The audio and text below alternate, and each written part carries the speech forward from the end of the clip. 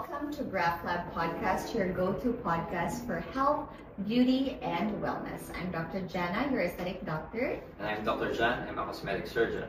And today we're going to dive into one of the most famous treatments in the aesthetic world, which is Botox. So, John, what is Botox? So actually, Doc, yung Botox is a brand name. No? So ang correct term natin dyan is the botulinum toxin. So it's actually a protein na when injected dun sa targeted areas natin, like dito sa forehead, or sa glabellar, or sa crow's feet, nare-relax niya yung muscle.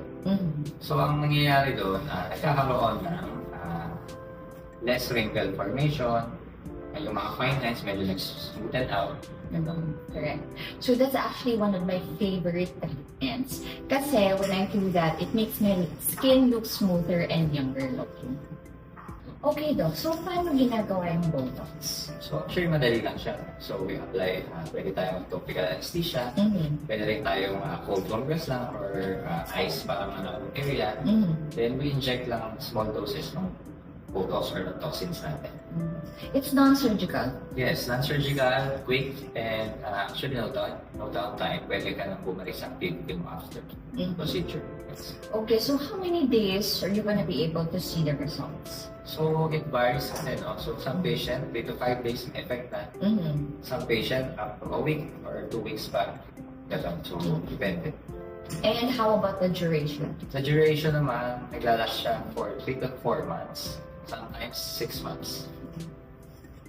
So if you're looking for a subtle, non-permanent wrinkle reduction, or if you just really want to prevent early signs of aging, it's actually worth the shot. It's worth exploring.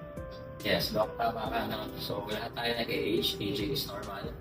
So, the Botox or yung treatment itself is not changing who you are. So, it's just a tool para na magmukha kayong fresh, mas mukhang maganda, spotty. And to also make you feel like you're your best. Yes. Okay, so there are a few things that you need to keep in mind. That it is very important that you go to a qualified injector. Ideally, licensed medical professionals talaga. Kasi techniques really matter.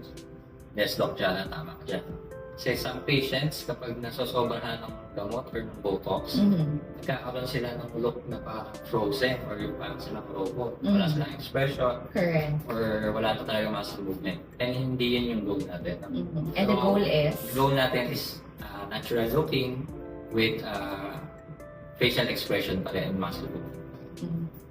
Alright, so that's it for today, and we hope that you learned a lot from us. So if you have any concerns, questions, just comment down below or try to book a consultation with us. Alright, so thank you so much and see you next time!